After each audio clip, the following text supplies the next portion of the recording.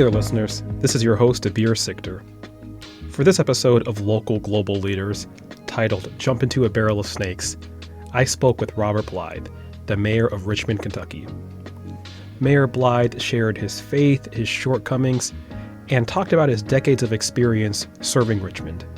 And he served his community as an elected official, as a teacher and a professor, and as a pastor. His humor and passion are just simply contagious. I really wish there was a video component to this show so you could see how much the mayor and I were laughing and enjoying ourselves throughout the interview. Hope you enjoy listening.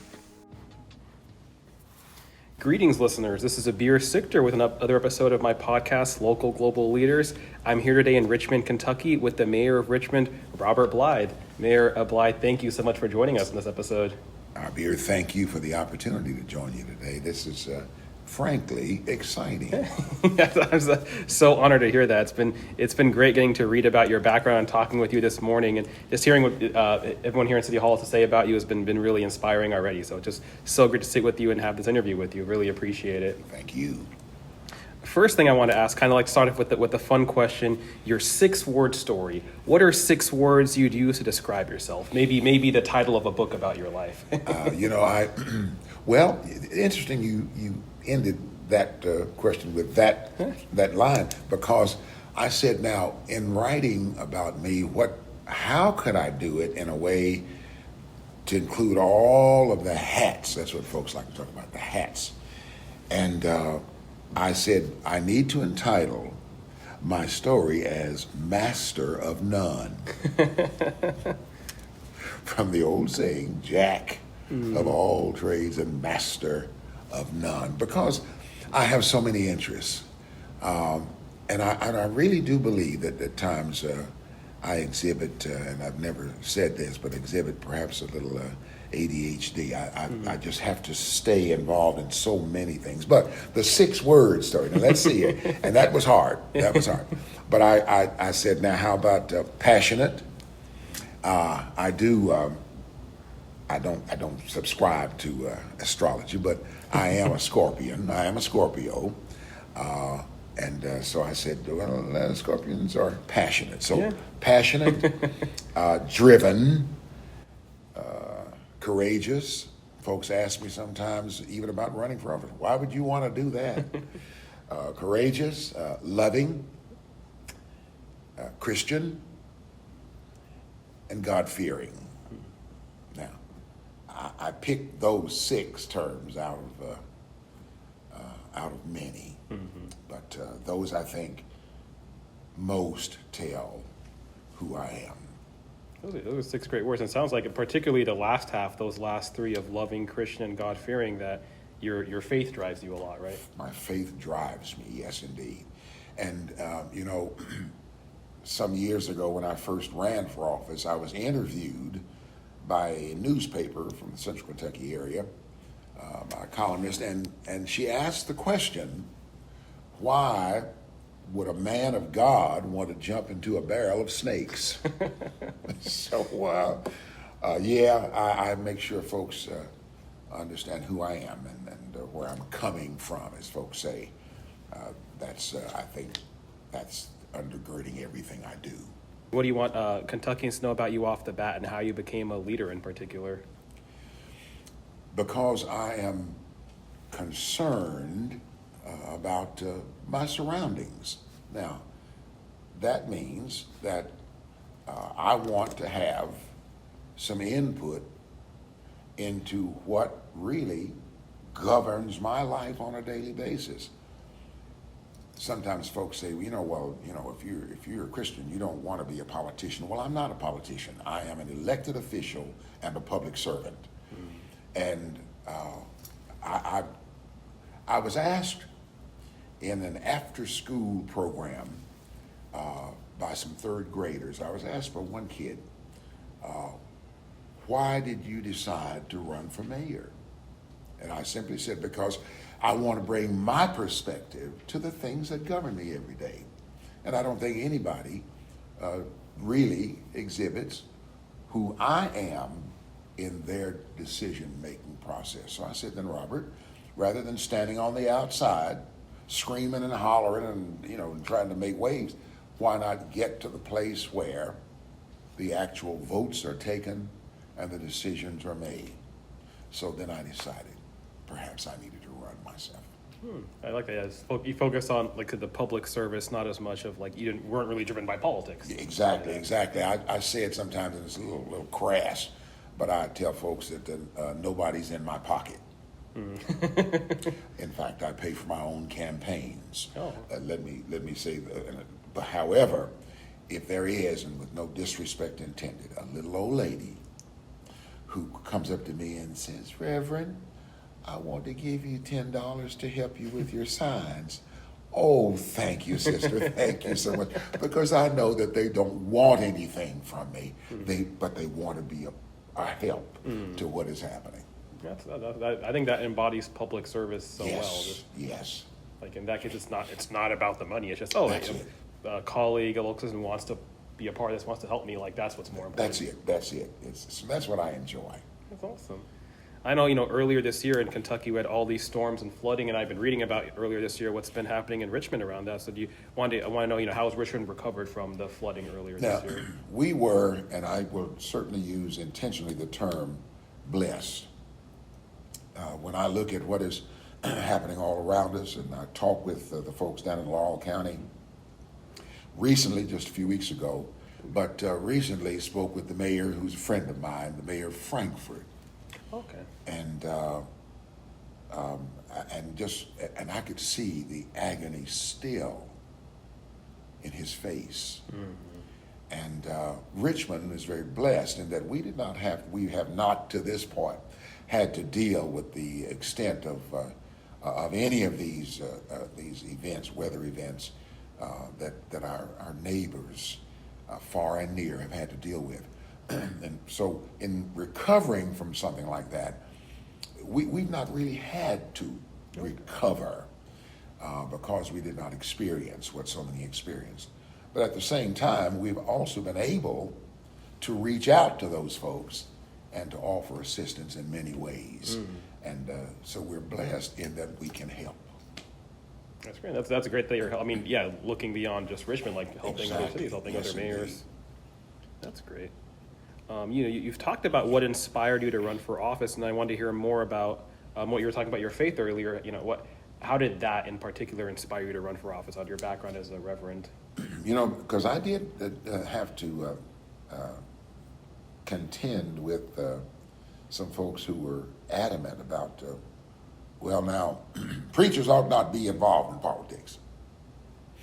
Now, I tell some of my friends, you'll have to forgive me up here. But my common response sometimes, and I don't want to hear what people have to say, is, "Yeah, and you're another one." But now, once I got over that, but folks do say that. There's religion doesn't.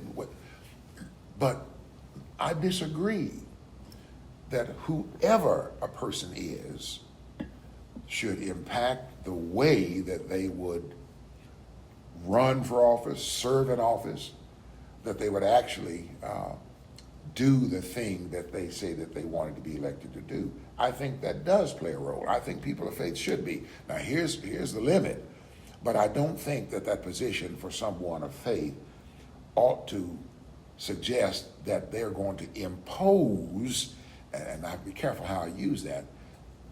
Integrity, yes. Who I am is who I am.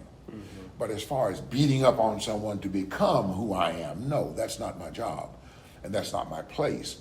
But to model, to exhibit what it means to be who I am, and I think that's the important role, and to use who I am in decision making. I've got one particular situation that arose several years ago, before I became mayor, while I was a commissioner. And I served as a commissioner 8 terms for 16 years. There was the issue that came before the commission regarding extending bar hours in Richmond. Now, Richmond's already wet, and I told folks, if you don't like it that people are drinking alcohol, you missed that boat a long time ago. If you don't like it, you've got it. But otherwise, since we are where we are, and our bars were closing at midnight, The proposal was to extend their closing by 1 hour.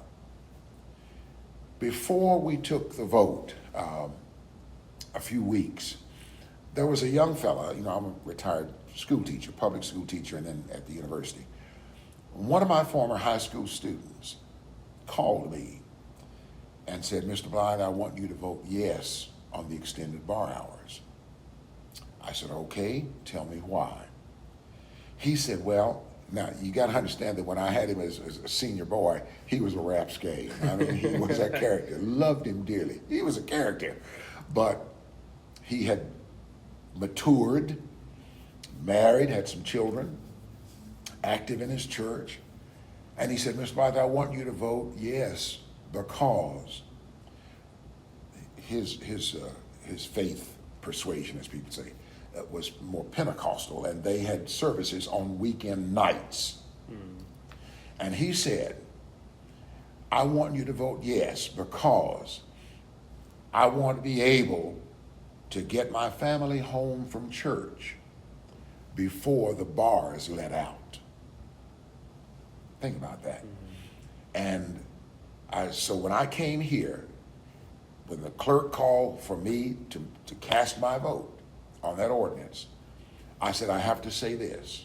Two things, actually. One, I mentioned what my student had said about before the bars let out and those who may be intoxicated getting on the highway, which would endanger him and his family. I mentioned that first. But there was a second thing. Some law enforcement officers asked me to consider voting yes. And they said, so respectful, but they said, we know that you are a pastor, but we're going to ask you to vote yes because hopefully the additional hour that the bars are open here in Richmond will discourage folks from getting out, leaving the bar at 11:55 and driving to Lexington to get in another hour or so in a bar. And they're already in many cases intoxicated. He said, the one particular said, so Commissioner, on behalf of public safety, in the interest of public safety, would you please consider voting yes? I told those two things before I sat right there, before I cast my vote. And I said, yes, I am a Baptist preacher pastor, but in the interest of public safety, because if you want to tell folks they can't drink, you need to do that on another show. But since it is legal for those who are of legal drinking age, that's a given. Now, let's deal with the issue before us, which is public safety. And that's how I cast my vote. That's great. That direct interaction with your constituents, and it makes thinking. Looking here at the City of Richmond's logo, justice, education, and industry. A good example of you thinking about public safety, that justice. Yes, indeed. The former student, and thinking about the industry as well. Industry, yay! But yes, indeed. That's and I said now, and I slept that night.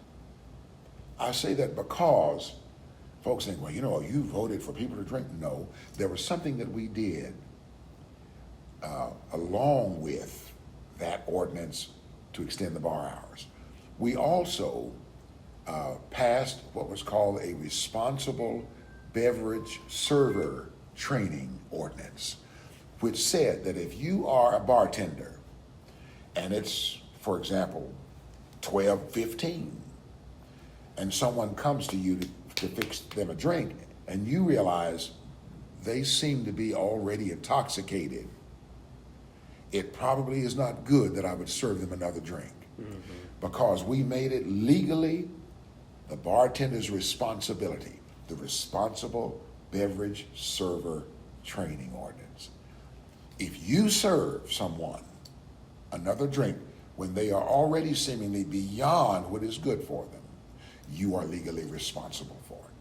So that helped to control also what was a fear, I'm sure, in some folks' minds about folks drinking too much. Or they can drink more. No, they can sort of slow down a little bit and not feel they have to guzzle it before 11:55. I never regretted making that vote. There was a gentleman who came to one of the deacons of my church the deacon came to me and told me what the gentleman said. He said, if I had a preacher who voted yes like that, I'd fire him immediately. Well, I'm not your preacher. And there's a friend of mine said, I've been thrown out of better places than this, and by better people.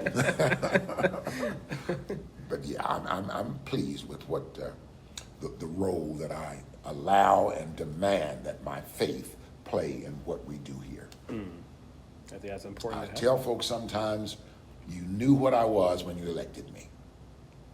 Surely you don't expect me to change.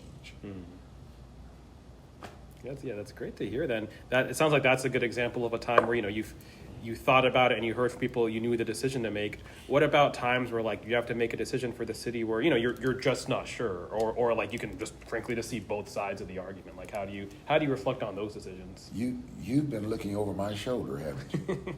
Because there have been times when I have really felt conflicted.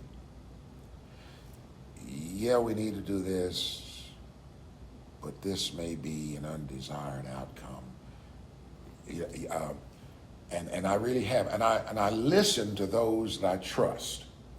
When I get to that place where I really am having difficulty making a decision, I begin collecting evidence. And I'll tell you this, Abir, I have found over the years that some of my former high school students, in whom I detected a tremendous sense of wisdom then, had become great sounding boards for me here in my later life and in their later lives, their matured lives. And there are some young men and young women that I do trust, whose opinions, whose thinking I trust. And I ask them, and what I generally say is, I'm concerned about such and such. Talk to me. And they'll tell me what they think. Then I ask them, why do you feel that way? And that usually helps me to move toward making some sort of decision. As far as abstaining, I don't do that. Only one time that I did, and it had nothing to do with being conflicted. It was because there was a hiring of an employee whose last name was the same as mine. I said, in order to avoid any kind of ill thinking on the part of anyone, false thinking, I will abstain from voting, just so there's no appearance of anything. But I have to sometimes, when feeling conflicted, I have to consult. I consult folks, and then I come to some kind of consensus in myself, and I go with it, and I go to bed and go to sleep at night, feeling I've done what I could do. It's I love hearing how you think about your former students and still connect with them. I'm a former teacher myself, so yes. I always love connecting with educators, especially those who are in elected office. Yes, indeed, and certainly a great deal of what I did in those 31 years that I was teaching. I do have to tell you this. I think it was the second time I sought the office of commissioner. And I was on the phone one day with one of my former students who was in some kind of business. I can't remember what it was. But we were discussing a business proposition.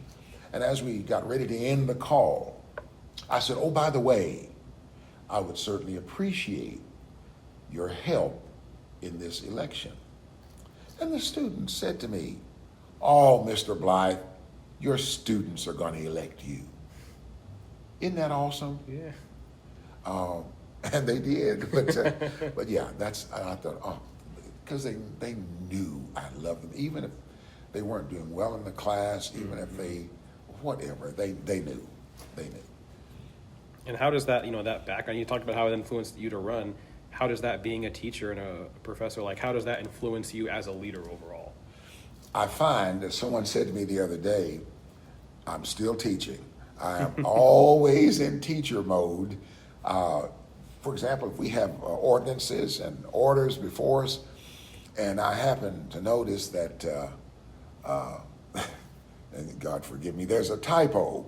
I don't mention that to embarrass anyone, or but I'm still in teacher mode, and I have to be careful about that, because I have to remember that the other four seated at that desk, the other four are not my students and they're not children. So I have to hold back often when they want to say perhaps harsh things or rude things to each other. I'm not their teacher and I'm not their parent. I do have a gavel though. And I've learned that there may be times I have to use the gavel to just to encourage that there be a little more civil conversation between them.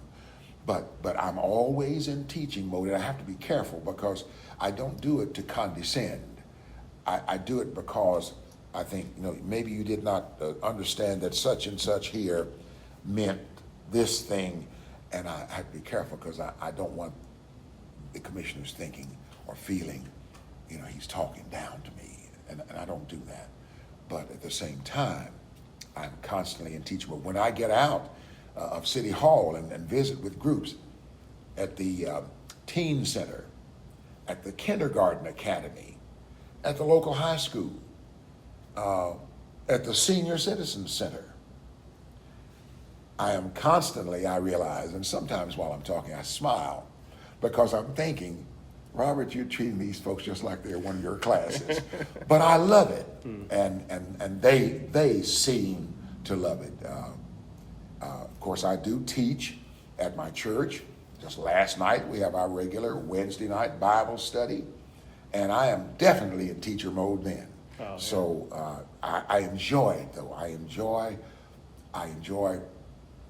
bringing to bear some things that have been experiences in my life that apply directly to the lesson that we're studying. So I enjoy it. I enjoy being a teacher. I guess I will always be a teacher. Let me say this also. We built 30 years ago, it is this year, 30 years ago, we built a new church building. I've been pastor there for 43 years. And shortly after we built the building, there was an older preacher who said to me something that I've never forgotten. He said, Brother Blythe, you will never die. I said, what do you mean? He said, well, first of all, your name is now on the cornerstone of this building. He said, but you are a teacher. He said, and you will always live in the hearts of your students. Wow. I am always in teacher mode. But then, what does that say? Well, when I was actively in the classroom, I loved my students. I demanded the best of them. I demanded that they respect each other, and I would tell them so. Now, I operate, and even when at the university when I was teaching, I would tell my classes, I operate on the principle of Aretha Franklin. And they would kind of look at me strange. I said, now what song is Aretha best known for? Oh, everybody knows R-E-S-P-E-C-T. Yes, exactly. I operate on respect. I will respect you. That's going to be a given. But I will demand that you respect me and that you respect your fellows in this class. Respect. So I'm always in teacher mode. Even here, and I even said that, strangely enough, when there was a somewhat heated issue regarding a zoning matter, and a bunch of folks came in to the chambers here for that meeting that night. And some of them felt that they were going to operate like they operate in some other places by just jumping up and saying what they want to say and that kind of, as a friend of mine says, oh no, Junior. And I had to make it very plain. You will respect the fact that you're in this place, and you'll respect what this commission has to do this night. I said, and if not, I said, I will ask someone to remove you from these chambers. We had no more problem. I would do the same thing sometimes in my classes, a little less, but yeah. That's such a great inspiration of how you run the classes and still being able to use that as a mayor. And I love them. I love them. You know, now, Johnny, you're not getting your assignment done. Now, get a little more work done, and we'll talk later. I mean, you don't have to. Yeah. It's interesting to hear you've talked about so many of the successes you've had and some of the struggles too. Yes. I was curious, what are the biggest struggles you've encountered in your leadership journey, whether as mayor, as commissioner, as a pastor? What are the biggest struggles? Let me talk about the mayor thing or commissioner. Let's group that as my tenure here in City Hall, because some of the things that were the greatest struggles occurred when I was a commissioner. In fact, let me go to the back end, which literally, I'm here, literally made me physically sick. There was an incident that occurred when I was a commissioner, and it involved, well, let me tell you what it was very simply. The police responded to a situation in which there was a large crowd gathering on a street outside a bar here in town. Happened to be in the predominantly black area of Richmond, downtown, an area called The Hill, where there were 2 or 3 bars and a liquor store and some other things. But my church is located right there on the fringe of that area. Well, the police arrested 7 people. One of the arrests, for example, was a young lady, in fact. They arrested her because they were getting ready to arrest her boyfriend. And as they took the boyfriend into custody, a 9mm weapon fell from his pocket.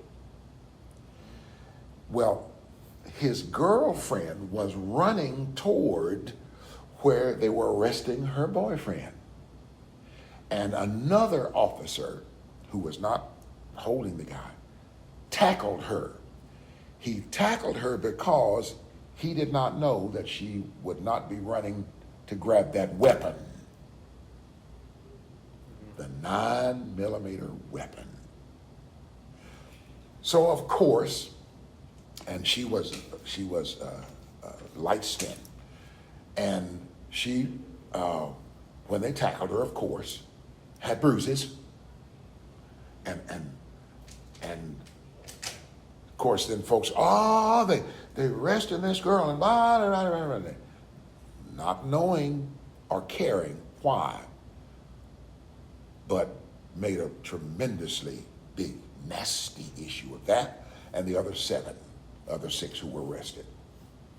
One of those arrested, in fact, was a young man who lived just half a block from that bar, and part of the crowd was in front of his house. And he came out on his front porch and started threatening the police officers, ripping his shirt off and telling them what he had for them in the house and what he was going to do to them. Police didn't bother him. But he stepped outside his yard into the street and continued in that mode in which they arrested him. On his property, all right, you can say basically what you want as long as you don't do anything. But when he stepped into the public arena in that street, then threatening the police, they arrested him. Now, this was, as I said earlier, a predominantly black area of Richmond, historically so. Lo and behold, I, as the black commissioner, caught the brunt of all that mess. It was because black citizens in Richmond said, well, he ain't gonna do nothing. He's just sitting up there doing what, which was not the case at all. In fact, we almost had resolution of that matter peacefully. I invited all of those who had been arrested to the conference room. The mayor came, because I was commissioner. The mayor came, police chief came. I said, now let's talk. Let's talk about what happened. Wonderful conversation. Folks explain, well, I was such and such. And I would, with the police chief, assistant chief there, and I said, but do you understand that they were carrying out their responsibility? And here's the thing I said to the mayor. I said, Mayor, aren't you glad that in all of this and in the dark, it was dark in that area, that no officer drew a weapon? Now, in some places, that would have been a bloodbath, but our officers withheld out of their own experience, out of their own wisdom. They just knew how to do their job, and none of them drew a weapon. Now, that made me so, but I'm the one who was condemned. There were members of my church who thought it was just awful that I didn't step up for the 7th. Well, now do you allow 4-letter words on your pun? You said you could edit it out. Well, hell. The mayor said, and this was about 12:30, because it was after the bar was letting out. The mayor said, her grandmother always told her that nothing good ever happened after midnight. Now, you were down there, you were rowdy. What did you expect them to do? Other than try to get you to go on, move off the street, go wherever, but get out of here. And of course, some folks decided, you have to bully up, and so that just created a mess. That matter ended with the wisdom of one of our local judges, district judge, who decided to drop all of the disorderly conduct charges. Oh. That's how that was resolved. Were those folks in the wrong? Yes. But I, being black, if I said it, oh, he's just Uncle Tommy. Now that was the greatest struggle I've had in the 23 years I've been here in City Hall. Dealing with, as folks say, quote unquote, my own people. That almost made me, and I could feel it, physically sick. It definitely damaged my spirit. But it hurt because I'm thinking, there's nothing I can say. I mean, folks wouldn't listen to me. And that hurt. One of my nephews came to me one day during all of that madness, and he said, Uncle, do you regret having run for office? And I said to him, no. I mean, I don't like it, but these things happen. So I just prayed to God that I could survive it. And lo and behold, the next election came, the people elected me again.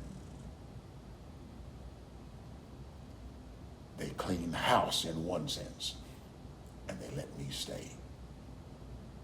So I think folks know my intentions serving in public office. So. Yeah, appreciate you sharing that story. It's like that struggle of, you knowing the right thing and knowing what was there, but also having to think about identity and your background, yes, right? Exactly. And I, over the years, these several years, I've had the opportunity. I mean, I work across this city. There are times when folks expect you to cater to them. In fact, I was really hurt a few days ago when a young fella said to me, he said, I defend you on Facebook sometimes. Defend me? Because I'm not on Facebook. I'm not on any social media. I just couldn't take it, okay? When I see the things that are discussed among even those who are part of this board of commissioners, I couldn't take it. There are those occasionally who will forward something to me and simply say, you need to know this. I say thank you. But The fella said, I've been defending you on Facebook. And I said, why? He said, because there's a fella in town who simply wants to put you down. Now, this fella happens to be a drug dealer. Okay? Not, I guess, no. He is. Documented, verified through our police department. He is. Through our courts. He is. And he happens to be my cousin. Oh. Cousin on my daddy's side. But this young fella doesn't care for me. He got busted several years ago. And he to this day believes it's because of me. I had nothing to do with it. In fact, our police department, and I won't say what federal agency did this, but our own police department wasn't involved. I was out of town when it happened, didn't even know about it, till I got home and a citizen told me. But to this day, that young fella holds it against me that I'm the reason he got busted. I knew nothing about it. That's the kind of thing that's a struggle for me. I'll be here. And I don't mind telling you, it's tough sometimes. Now, one of the things that our public information officer is probably waiting for me to do, and you know, she put this here. There's a reason for that. Yeah. I'll cry at the drop of a tissue. Yeah. Those things that are tremendously personal to me. And that's one. Because I love everybody. Even people don't love me. I love everybody. It's easy to sleep at night when you're not harboring something ill against someone else, no matter what they've done. But I am led, now you pushed me into this place. I just realized that I am led by this need, this tremendous need for everybody to like me. And, you know, I've always been reminded while in office, you can't please everybody. That's hard for me to accept, but that's where I am. You know, bless me for I've sinned, I guess. But yeah, that's hard. Because I try to do the things, not just to please people, but that I think are good and right. So if you can't see that, you know, someone that I assume they just don't want to. But anyway. In addition to those struggles, have you had any experiences with like toxic leadership or toxic leaders, and how have you dealt with that? Toxic, and I'll be careful here. I've always appreciated those who sat in the seat where I now sit as mayor and commissioner and so on.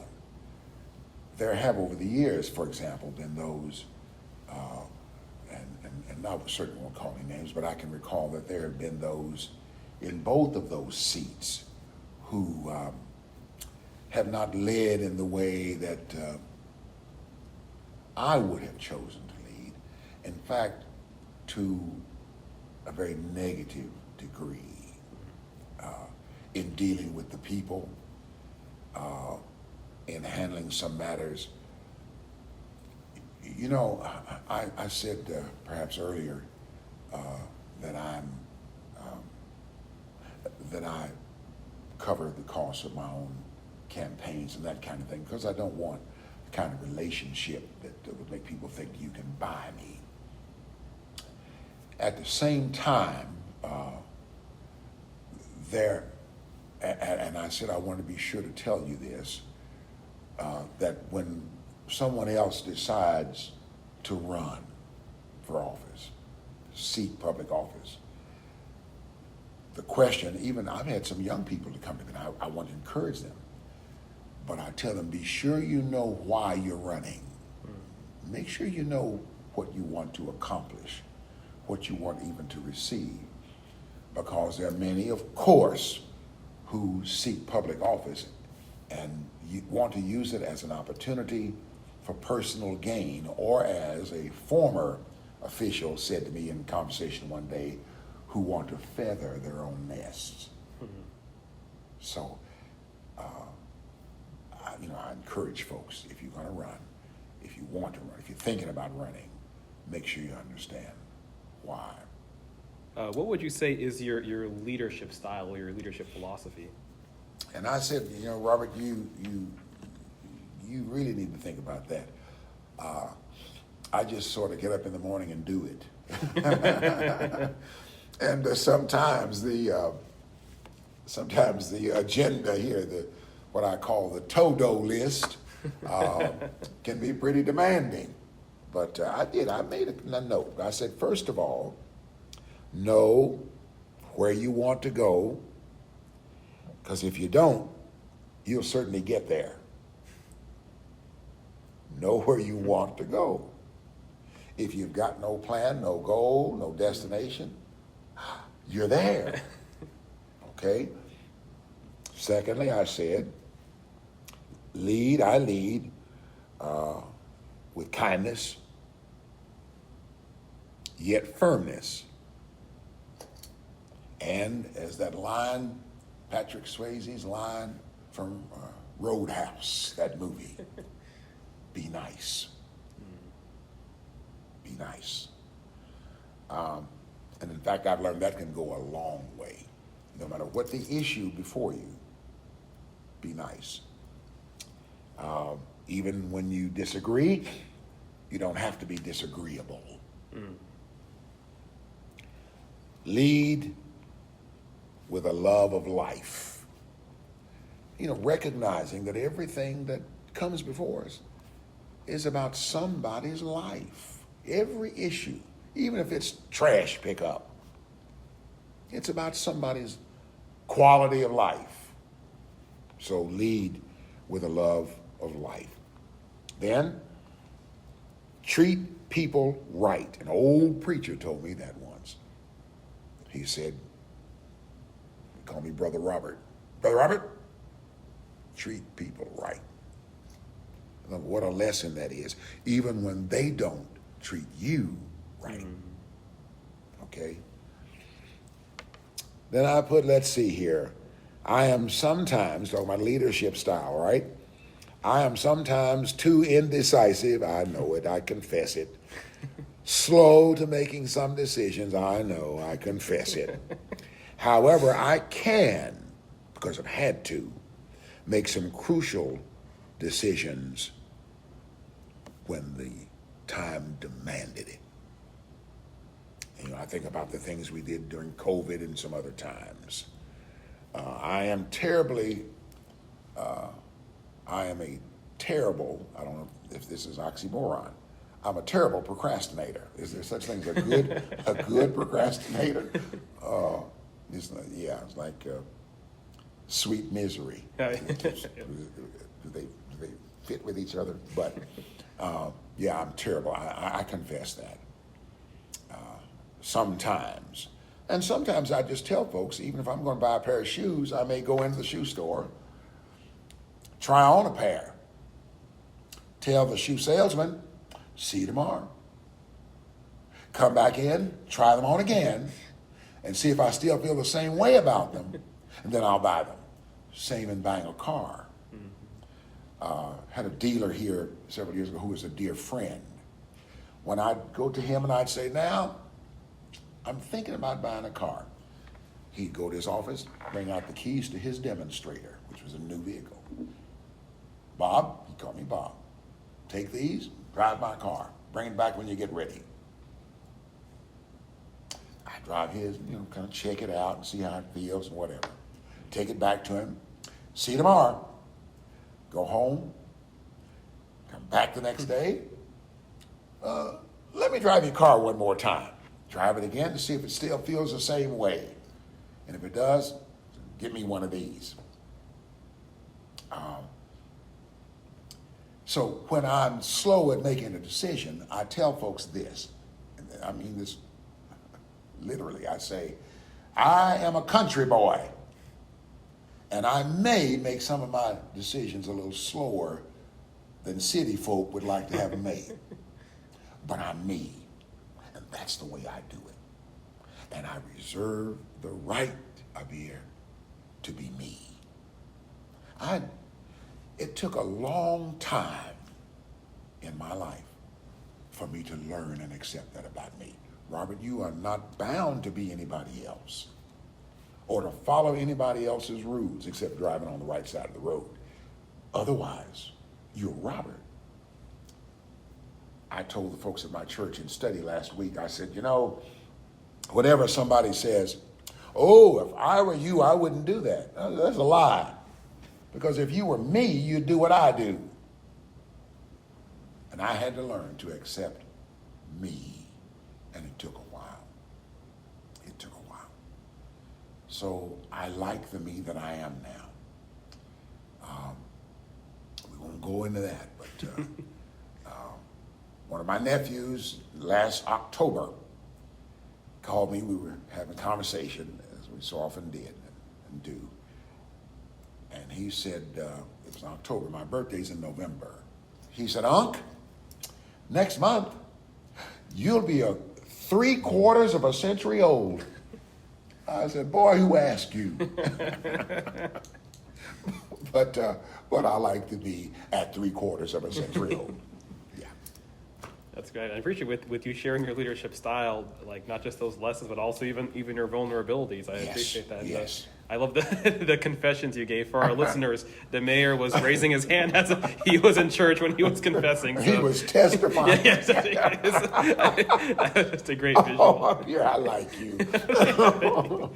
And when you said you were pulling a quote from Patrick Swayze from Roadhouse, I didn't see it. I was like, what's he going to pull? And I was like, oh, be nice. Yeah, I didn't know that was the one. That's after he had slammed somebody's face into the bar.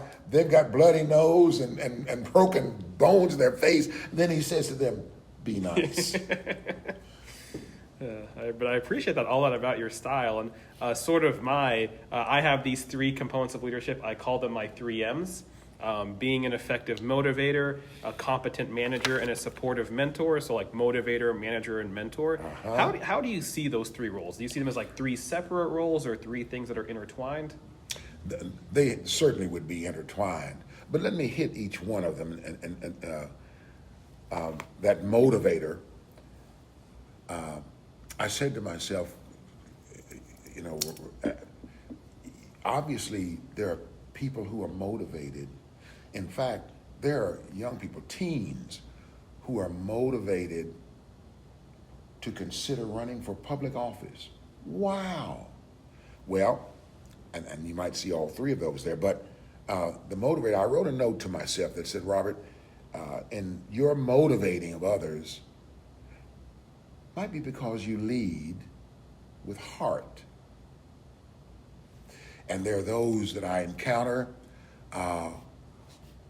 who will stop me on the streets even and will mention that, you did this or you did that. And I like the way you did it. But leading with heart, I think, motivates others sometimes. What did I put here? But with the goal in sight always. Heart, yes, but still know where you're going, and have a plan to get there. Motivator, I noted a motivator needs to stay educated on the issues. If you're going to motivate others, know what you're talking about, and that requires. One of the things I do here in the city, I attend a lot of meetings. Now, I don't mean just business meetings. I mean informational meetings. For example, I sit on both of our housing boards, our public housing board and our Section 8 housing board. They're both HUD, Federal Housing and Urban Development. Well, I go to those meetings, whether they are Kentucky, Tennessee, or Southeast region of the country, because I want to know what is happening, and housing is such an issue right now. I want to know what's happening from the top, and then how do we trickle that down to our daily operations and helping people with their quality of life here in Richmond. So you've got to stay educated if you're going to be a competent manager. Competency comes from knowing your subject, and that means I have to apply myself to study and research, and then talking with peers about some things. Also got to know your people. If you're going to be a good manager, know who you're managing. That works at the church. It works here. I'm not the direct manager. The city manager is under our form of government. However, there are people who will believe, as the former mayor, when he became mayor, and I was a commissioner, invited us, the newly elected commission, to his home before being sworn, because you can't do that. And he simply said this. He started the conversation with us by saying, the average citizen on the streets of Richmond thinks the mayor runs this town and that's the way it's going to be. Well, according to the statutes, it really ain't the way it's supposed to be. But that's neither here nor there. The point is, you need to know your assignment, and then your job description, right? Know your job description and your assignment. And at the end of our job descriptions here, there is a line, and I just discussed it with someone yesterday when I went to a bank and I saw the bank branch manager sweeping the floor. I said the last line in the job descriptions for the jobs in the city of Richmond says, and other duties as may be assigned. Means you might, whether you're the custodian or not, you might be asked to sweep the floor. Other duties. That's why you would see the fire department over the past years installing the Christmas decorations because they're up so high. And they've got the ladders. So other duties as may be assigned. So if you're going to manage, know where you're trying to get to, know where you're headed again, know the people that you've got to work with. You need to know something about them, their strengths, their weaknesses, and so on. And then a supportive mentor, provide and encourage opportunities for their growth. Opportunities for their growth. If you're going to mentor, then model before them and give them opportunities to practice what they're seeing in you. So motivator, manager, and mentor, yeah, they're intertwined. Now, situational in each of these to a degree. Perhaps one of my weaknesses is that I'm too concerned, if it's possible, about not harming someone. And what that means, Abir, is sometimes in managing, I may not tell you something that I really ought to tell you. That you can't keep doing this way if you're going to stay an employee of this city. That's, I think, oh, that'll hurt them but then there is in the Old Testament of the scriptures, in the King James Version, an expression, gird up your loins, right? Or as Archie Bell and the Drells sang back in the 70s, tighten up. So sometimes, Robert, you got to gird up your loins, and the best way you can help that person is to tell them the truth. It may be painful. Tell them the truth. And then as they start, after I tell them the truth and they're starting to fall down because they're fainting, then grab them. Don't let them hit the floor. I tell folks in this town, in fact, I'm rambling, when sometimes folks will come appearing to be homeless and they'll ask for some money. And I tell them this, I do not distribute money. I will not see you go hungry, and I will not leave you out in the cold. I won't give you money. There is a restaurant in town. If you're hungry, if you're really hungry, go 2 blocks down the street, go in and tell them Reverend Blythe sent you. They will feed you and send me a bill. And if you are in the cold, I have a fund at my church. I'm going to put you up overnight, give you some time to think and consider your circumstances, so I won't leave you in the cold. Telling folks what they need to hear is sometimes just a little difficult for me. Okay, just a little. I appreciate you so much sharing your story of your leadership journey and your personal journey as well. I want to ask a couple questions about kind of the local global context and also some fun questions. I want to start off with how do you kind of internalize global citizenship or global identity? You know, how does what's happening in the world affect you as a leader here in Kentucky? Let me see if I can land on that as you desire.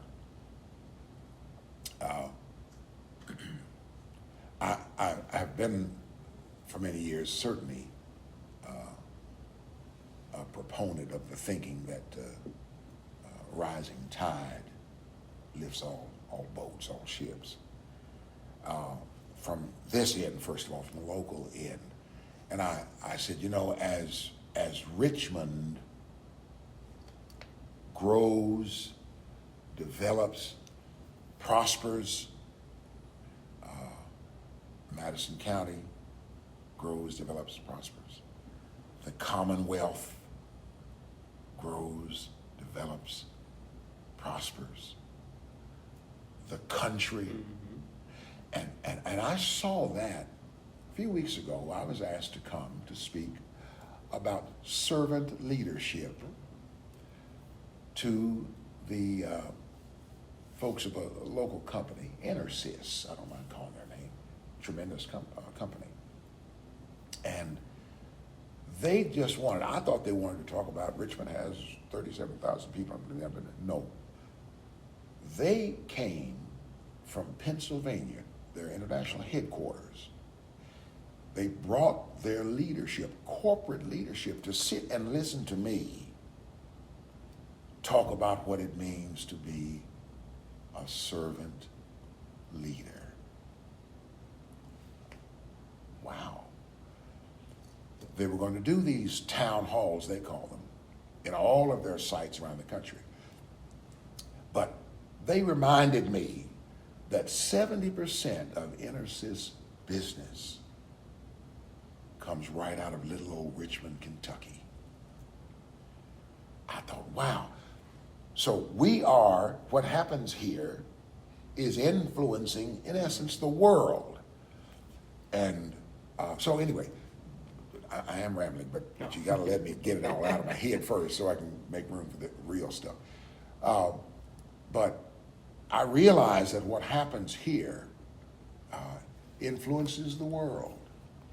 But what happens at Intersys happens because also what happens here in approvals, in permittings, all of that takes place here in City Hall and then goes through them to the world.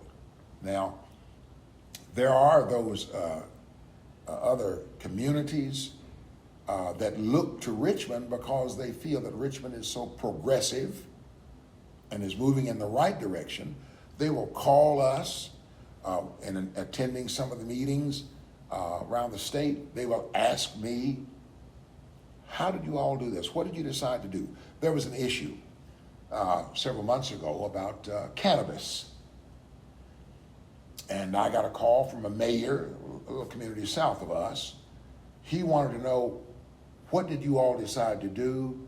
And would you mind giving me a copy of the document, the ordinance that you used to accomplish what you plan to do? So there are so many ways that we here in Richmond, little old Richmond, influence those immediately around us, but also beyond, because that certainly is not just a Commonwealth of Kentucky issue, the issue of cannabis. Now, seeing ourselves as a part, as I like to say, of the big picture, bigger picture. I'm finding every now and then that there are those who really far hear of the wonderful things that are happening here, how we're doing some of the things. And I'm going to tell you this. I really believe, although, and you need to hear this up here, or this needs to be a part of what we're saying. I did not run to be mayor of Richmond as the black mayor. I ran to be mayor. School teacher for 31 years. At the time, pastor for 35 years, 43 now. So, and I've lived in Richmond all my life. And I literally, don't take this wrong, but I literally own 2/3 of the street I live on. So, I ran to be mayor. The same thinking when I went to one of the schools in the Madison County District, when I was sent there to teach math and French, because I was certified in both. They needed a math and French teacher. The superintendent called me and said, "Robert, I've got a job that's just for you." I said, I've decided I don't want to teach anymore. He said, "It's just for you. It requires certification in math and French. You've got both, and I need both at the school, the new high school." Oh, here I go. Now, I went there to teach. Enjoyed it immensely. But I did not go. I was the only black faculty. It was a new school. The only black faculty member. And the school's population of 900 students was literally 1%, 9 students that were non-white. Now, I did not go there, Abir, to be the black math and French teacher. I went there because I was certified by the state to be a secondary math and secondary French teacher. So never was it my intent to be the black one. I knew what I loved to do, and I had the opportunity to do it. And then somebody happens to point out, "Oh yeah, you're the first black mayor of Richmond." I am? Oh my God, how do we fix that? But you understand what I'm saying? I'm doing what I love doing. And what I think a lot of people in Richmond have come to realize is, he's not our black mayor. He wasn't our black commissioner. Only one, in fact, to date in the city of Richmond. He's our mayor. The people's mayor. And I love that. I have tremendous opportunities to influence in such a way, again, trying to stay on task here, but on topic, but tremendous opportunity to help folks here in a way I think that goes far beyond here. When I first became mayor, one of the first things we were able to do is purchase a building that had been used by a college association. Beautiful building, functional in every way, accessible. And we decided to offer the building, after we purchased it, to the local community action agency for conducting its senior citizens program. Because the building that they were operating in, which also was owned by the city, was really not accommodating. And it was a little dangerous. Had a basement, flooded, mold, and that kind of thing. So we had this new building, and we proposed that they would move the program into that building.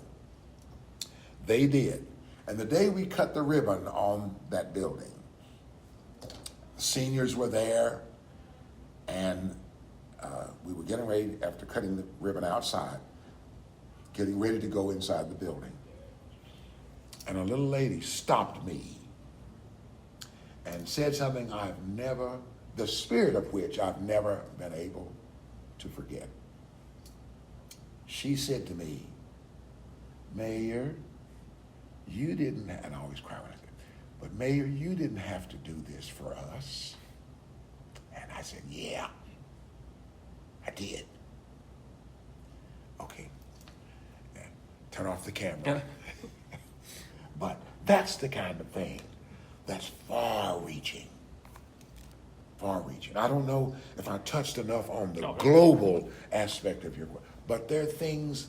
It's sort of like a wheel, a hub and spokes, and the things that I find, for example, when I go to some of our state meetings of cities and hear from some of the other mayors and commissioners and council members how they have watched what we've done here, I realize that although we did it for here, its impact has been beyond if someone else notices.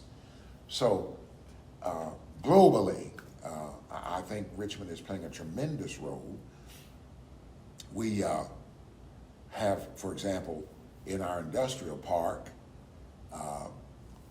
we have one company that is represented in 3 plants.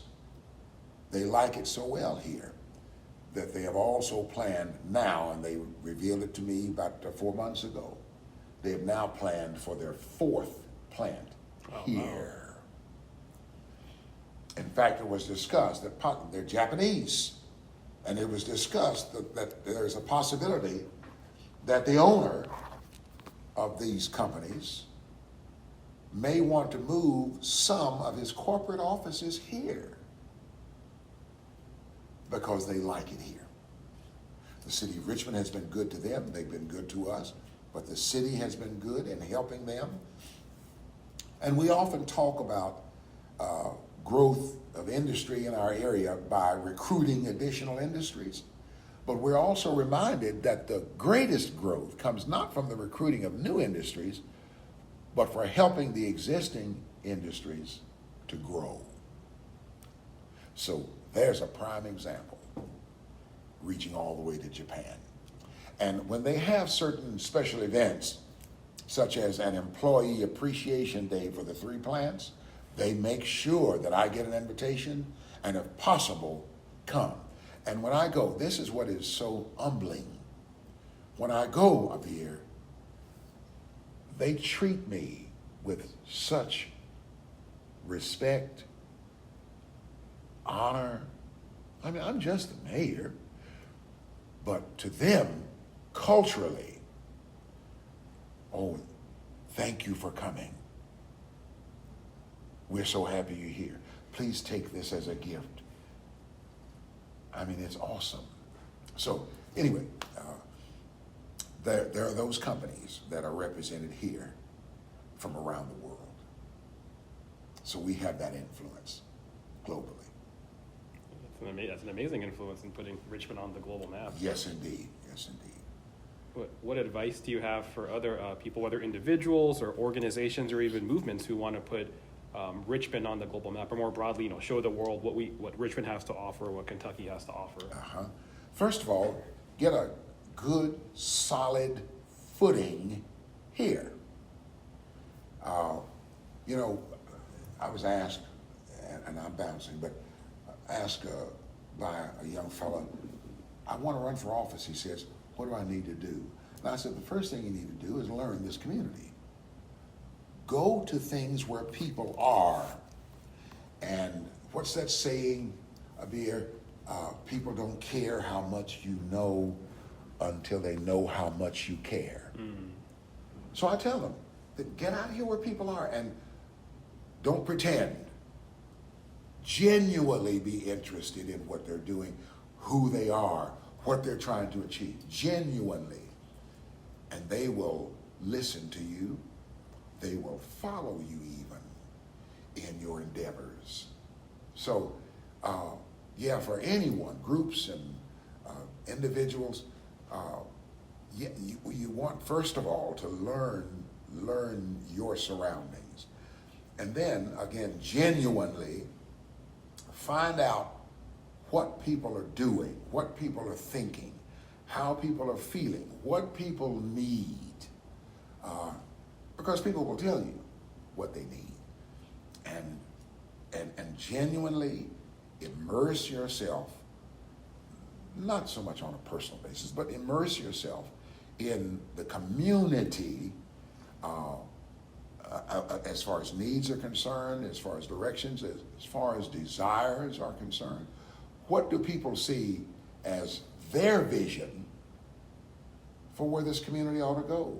That's important because they'll tell you at the ballot box if you are not on their team, so to speak, if you're not moving in the direction they want to go. So for anybody who's considering where we are, even globally, I would tell them, first of all, learn where you are. Let me give you an example from me. I think I served on every board and committee in this county when I was a youngster, when I was in my 20s, on the Wilderness Road Boy Scout Council, on the Red Cross board, on the Open Concern board that clothes children who couldn't. I mean, I was on Salvation Army, every board that did something for people in this county. I served in my 20s. Now, when I first ran for commission, I lost by 11 votes. But there's something that happened in that election that was very important for the next one. Folks learned my name. I said I wasn't going to run anymore, and it took me 25 years to decide to run again. And I won handily. If you want to achieve some things, let people know who you are. And there may be people who are not even near, but who are far, who hear who you are and want you to serve. A gubernatorial appointee on a certain commission in the state. The governor's office calls, says, we'd like to have you to serve. That's beyond Richmond. But there were some things I could do there to help Richmond. So get involved, and this is an expression that's not really just colloquial. There's a program called Get On Board. Are you familiar with it? And it literally means it's a training for those who think they would like to serve on a board or commission. So they help you to, decide how to do it and whatever. Get on board. Well, in both senses of that, get on board. Get involved with things that are happening, again, genuinely, and act like you're interested. And folks will notice. Through all levels, folks will notice. Appreciate you sharing that. And I was curious, now, what global sources or what inspirations you have for your leadership. So first I wanted to ask, are there any books or any readings you have that inspire you to be a leader that you pull from? I'll tell you, and you may think, whoa, I'll tell you a leader who inspired me, and there's several reasons, some of them personal. I, to this day, thought that William Jefferson Clinton should have run again if he could have. And I said, since he couldn't, if Hillary would run and win, then Bill he can be in the White House too. Now, I'll tell you one of the reasons why. This is a fun fact. But William Jefferson Clinton, you may recall, not really his book, but was a Blythe by birth. Oh. He was William Jefferson Blythe. His father died when he was an infant. So his mother remarried a Clinton. That's why he's Bill Clinton. When he was here, and I'm going to ramble for just a second, he was here during Hillary's campaign down at the courthouse, and I went to see him. And I think a lot of folks actually believed in that primary that I automatically was going to support Barack Obama. Folks just presume things. Well, anyway, while there, he was coming through the receiving line. Folks were shaking his hand. When he got to me, I had brought intentionally one of my business cards that said Robert R. Blythe. So when he got to me, I said to him, Mr. President, would you mind and would you allow that I call you Cousin Bill? He stood there for a second, looking at my card, Robert R. Blythe. He said, "Oh, I like the card." Well, as they were leaving, as his entourage was leaving, all of the Tahoes were circling the courthouse square to leave, I was in the crowd waving as he left. He saw me. He had the window rolled down. He said, "I like the card." That's my Bill Clinton story. Now, there were those things that occurred during his presidency, which were distasteful. But I really believed that if Bill Clinton could stay in that office a little longer, there's some things we're going through right now that we would not go through. This country would probably be in better condition. I don't know. Folks have their opinions, but I believe. Certainly, Barack Obama. In our Bible study this past few weeks, and it's a series we're doing, about risk takers, such as David with Goliath, Rahab with the spies, Noah. Now, Barack Obama, in one sense, certainly is an inspiration because, just as with me here, he was willing at least to make the effort to be the first. And there have been others, but his was a stronger effort and truly inspirational. A presidency that perhaps there are those who still are trying to find something wrong that they can put in history books, but one day he wore a brown sock and a blue sock. I mean, come on, people. Truly an inspiration. Now, I always remember, you don't get to that place, Cousin Bill and Cousin Barack. You don't get that high without there being something somewhere that folks will have to pick at just to satisfy themselves. But those two truly inspirations for me. Now, do you mean only in the political world, or do you mean in general? Oh, no, in general, yeah. Because you see, my mentor was an old man by the name of Reverend A.C. Goodloe. His name, he was born in 1893, and he was my predecessor at the church. He was there for 26 years as pastor. I always like to mention what that AC is. It's Andrew Carnegie. Huh.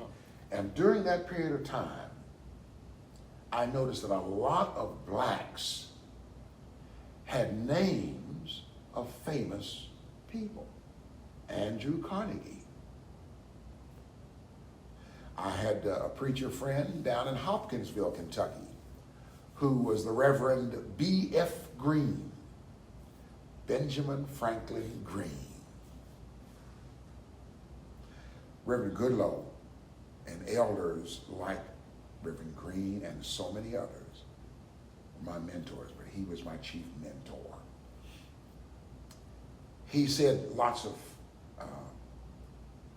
wise things, and I'm in the process of writing a little book that includes some of those wise things he said. Some were truly, truly simple. He said such things as, pay your bills. Now, and I'm going to explore and expand that with a scriptural verse, and then talk about what it means to let your yes be yes and your no be no, and things like that. He said lots of things. He said, born in 1893, he said, if I could get, and he liked to show me his money. I mean, I'm probably the only person who knew exactly what he had. He said he would show me, he'd get these checks, these interest checks from his CDs at the old state bank. And he would say, remember the Robert? I would be at the house some days when the mailman would come. He'd say, now, he'd rip them open. He was so, at the time he was about 80 something. He'd rip open that envelope and look at those checks. And he said, now, Brother Robert, if I could get what I've got peeping through a crack, how much more should you young men be able to achieve with an open door? Wow. Born in 1893, when almost literally that close to slavery, when almost literally told me his father was a slave, literally peeping through a crack because he wasn't allowed to go in. That's the kind of mentoring I've had. I appreciate you sharing those inspirations from national political figures to someone who was Yes, indeed. so personally meaningful to you too. You know, there are those many years that I, pastored. There were Adam Clayton Powell's and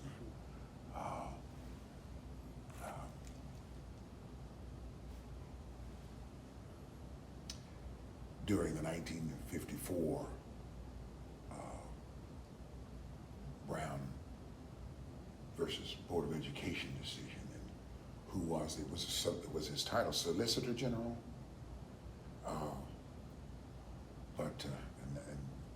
The name will come back in a minute. But those folks, and you have to talk about Martin Luther King Jr. And his willingness. This series that we're studying in Bible study is about risk takers, as I said. And you have to accept Dr. King as a risk taker, knowing that there were threats, strong possibilities of what actually occurring. Truly an inspiration as a Baptist preacher. But he was a student. He studied and he spoke from such a position of knowledge and experience. And I want to add this. Last year, and the city of Richmond has done nothing particular in honoring the life of Dr. King. So in one of my visits to the teen center, I said to the team, I thought, Robert, challenge them, because they are so wonderful when I go and we have a good time together. I said, guys and girls, I need your help. The mayor needs your help, because our community has done nothing visible to honor Dr. King. We have a service on that day, whatever, but nothing that's permanently visible. I said, so I want you to help me decide, what can Richmond do to honor the life of Dr. King? Now, many communities have a street. I would rather that not be our first choice. What is something else we can do that actually serves people? When I went back to get their report, there were some girls who had gotten together, first of all, and had drawn a beautiful drawing of a sitting area that had 4 corners. In each corner was a triangular garden of a particular flower that represented a particular concept, such as love, mercy. And they had 4 corners, 4 benches for sitting. And right in the center of it, they said they wanted a little podium of sorts.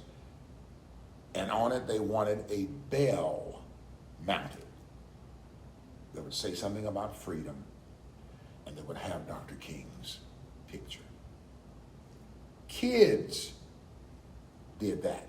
So I brought it to commission, because they said they specifically wanted it to go in our new park. Now, that's already been designed by engineers and blah, blah, blah, blah, blah, blah. So what? I said, if that's where the kids want it, we're going to find a place there to put it. Because we're not talking about anything huge.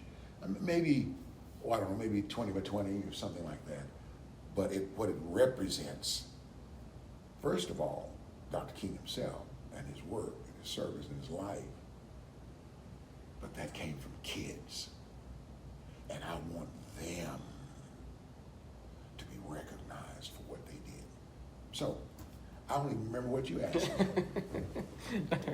It's so great to hear about all these amazing figures, personally and gosh. nationally, who've inspired you. I was curious, are there any fictional leaders who inspire you? Any book characters or any characters who you look up to? Oh, none that I can think of right now, but I'm sure there's one or two, but not right now. I can't think. Now, not fictional, but certainly going back to what we said at the outset of this conversation, certainly I'm inspired by Jesus the Christ. And again, as Dr. King constantly related the life, the service, the sacrifice of Jesus the Christ, and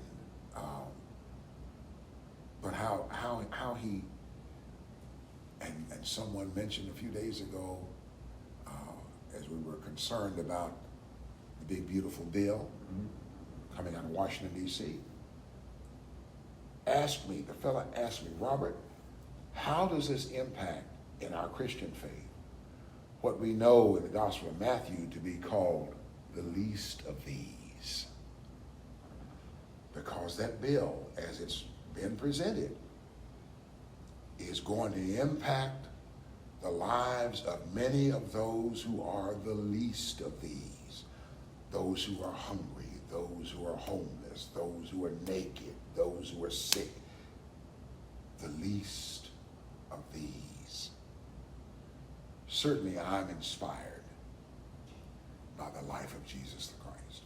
Certainly his sacrificial death, certainly the hope but his service on earth to the least of these. To this extent, he was seen one day by the religious elite eating with those who were classified as sinners. And folks said to his disciples, look at your master. He's eating with sinners. And I always tell my congregation, and I'm so glad he does commune with sinners. That means he doesn't mind me. But and this is what happened. Early in my ministry, there was still in existence here the Elks Club. And they actually had, they were a fraternal organization, but they actually had a place, and that they gathered for fellowship and friendship, I'll call it. They sold alcohol or whatever, and they'd get together. Well, one evening after we finished a service that we had at the church, still had on my blue three-piece, and I decided, because they were only a block from our church, I said, you know what? I'm going to the Elks Club. So I walk in the door. Now, you probably have never, but I'm going to ask you anyway. Have you ever seen roaches scatter when the light gets turned on? Only in movies and TV.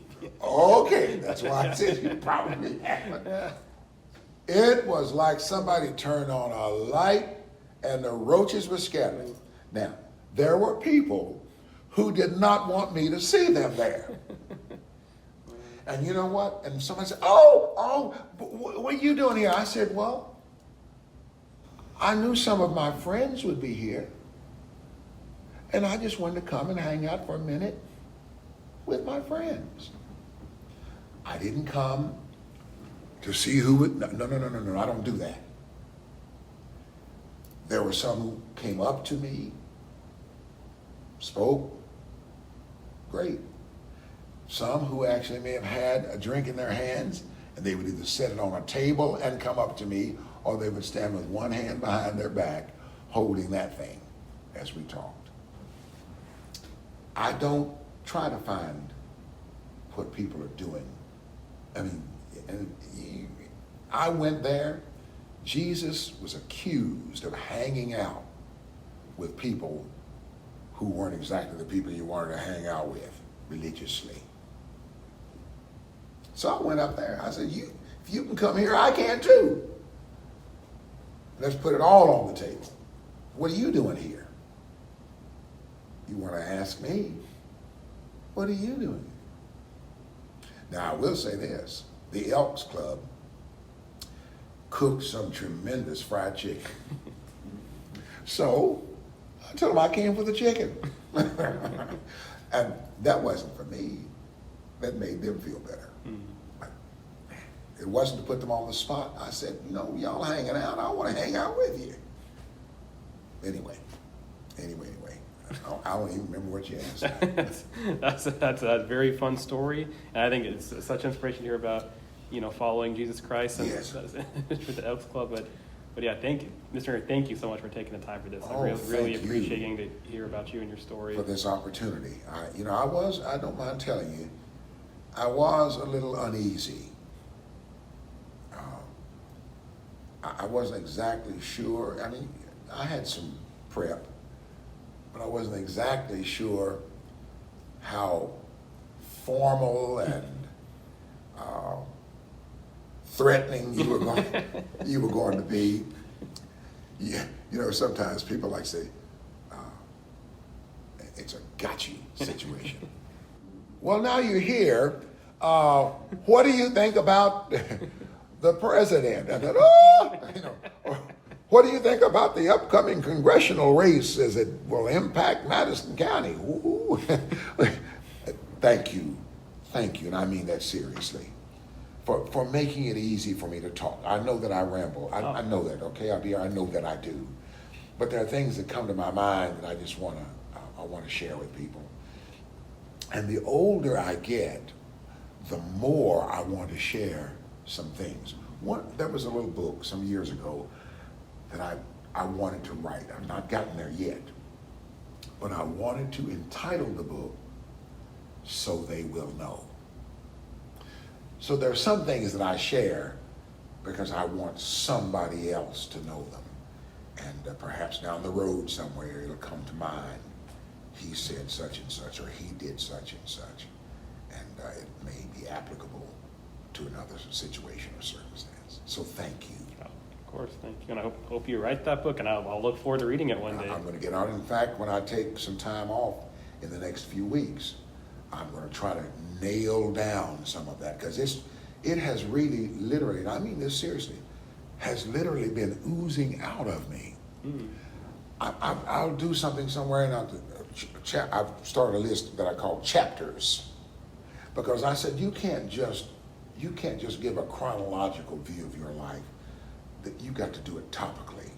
I mean, this like politics, pastoring, or as the third grader asked me when I was speaking with this after-school group, mayoring.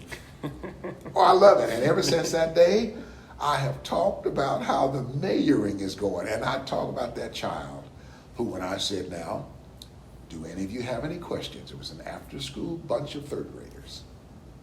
This kid raises his hand and says, how's the mayoring going?